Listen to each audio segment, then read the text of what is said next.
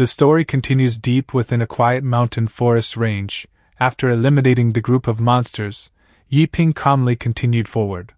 However, unbeknownst to him, a monster was lurking in the shadows on a rocky outcrop behind him.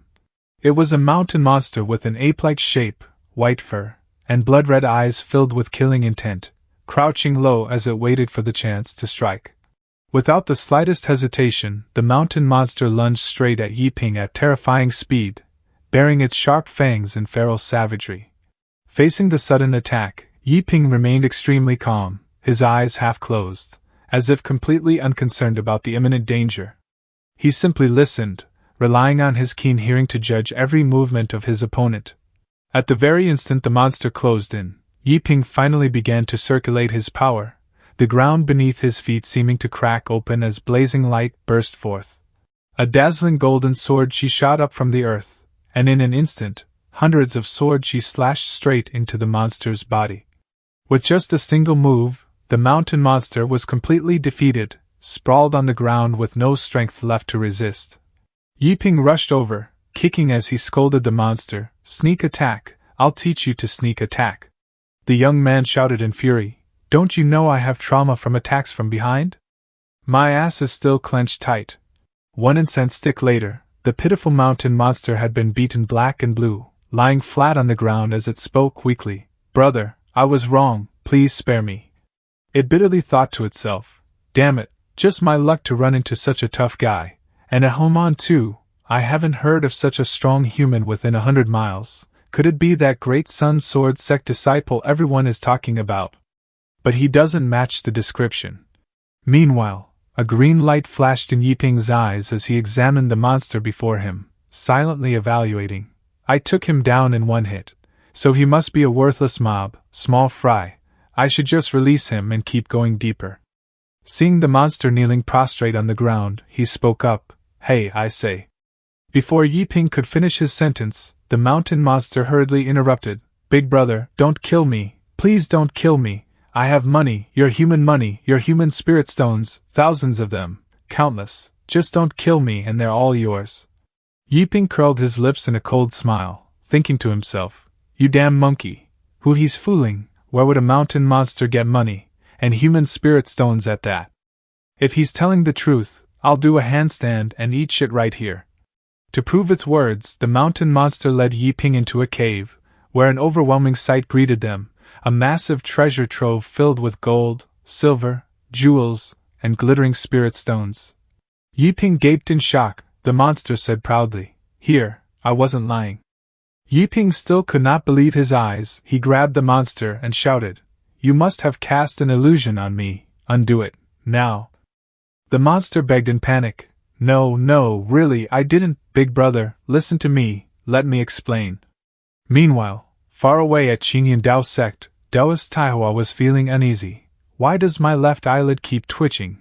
Left eye means fortune, am I about to get rich?" But then he brushed the thought aside himself, cough, "Qing Taihua, what are you thinking? You've barely scraped by your whole life, and you thinks you'll get rich?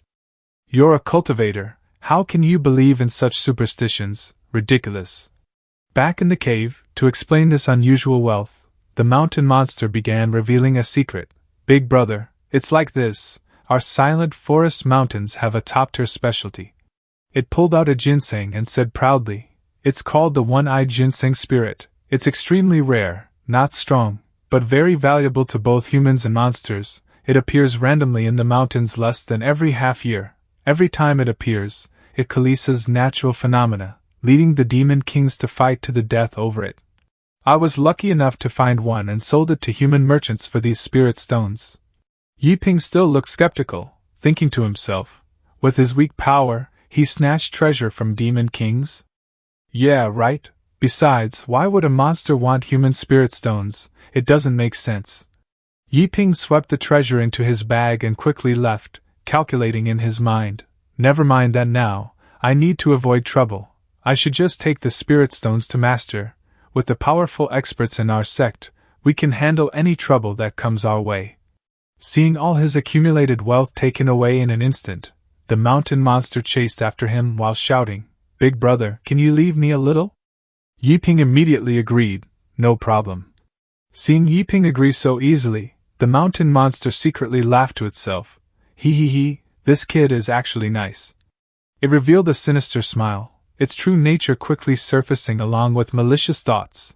Then I'll leave your corpse intact later. You want my money?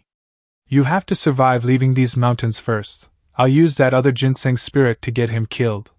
After leaving the treasure cave, the story continued once again in the quiet mountain forest. Yiping was moving swiftly through the forest, with the mountain monster stubbornly following close behind. Yiping suddenly stopped. Annoyed, he turned and asked the monster, "Why are you following me? I already gave you half the money." The mountain monster suddenly blushed, waving its hands frantically. Brother, don't misunderstand. I have no bad intentions. You're human. I want to be your friend." Yiping was completely baffled by the monster's strange reaction and asked, "Huh? Why are you blushing?" The monster shyly confessed, "Because it's really hard to say. To be honest, I've always dreamed of your human brothel services since I was small, so I want to be friends and ask, where are the good spots in human cities?" Yiping exclaimed in surprise, "Huh? So that's why you exchanged for human currency, you plan to transform and go?" The mountain monster replied, "Yeah, demon kind is too savage, they don't know how to pamper anyone." Yiping's face clearly showed disgust and weariness. He was utterly speechless at this monster's bizarre dream.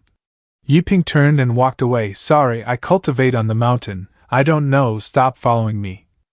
The mountain monster hugged his leg and said, "Impossible, don't all human men love that stuff?" He replied coldly, "No." The monster continued pleading, "Please, just tell me, I've lived half my life for this dream."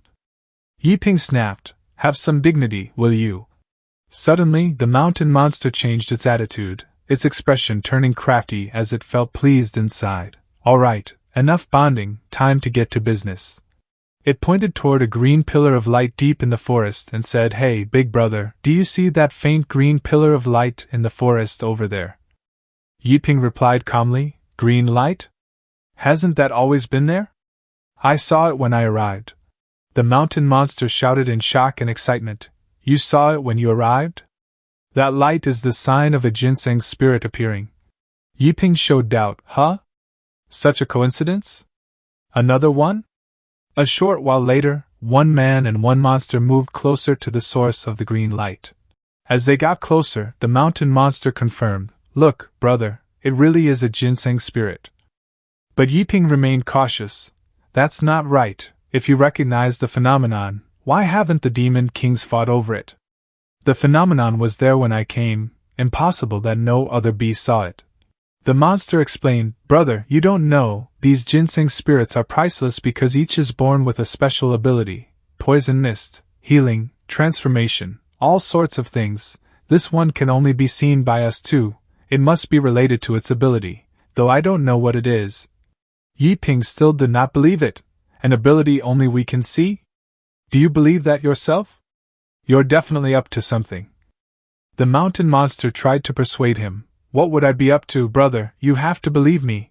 I snatched a ginseng spirit from a demon king before because that one had invisibility."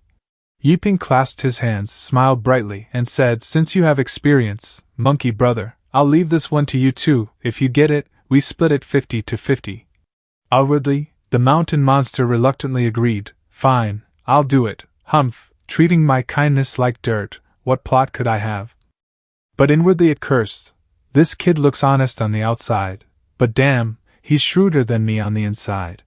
The mountain monster slowly approached the source of the green light, beginning to circulate its power, preparing to lure Yiping into the trap it had already set.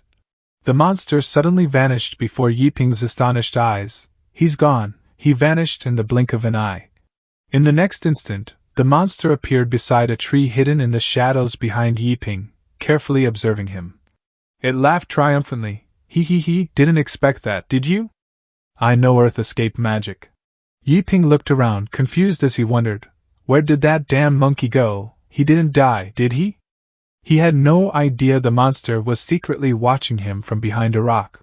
At this moment, the mountain monster finally revealed the truth. "Search all you want. If you can't find me, your greed will force you to go for the ginseng spirit yourself.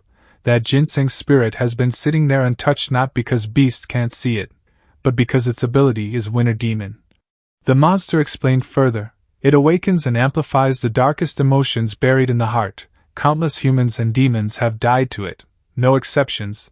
The moment you step into its range, you're dead. Contrary to the monster's expectations, Yiping showed an extremely indifferent expression.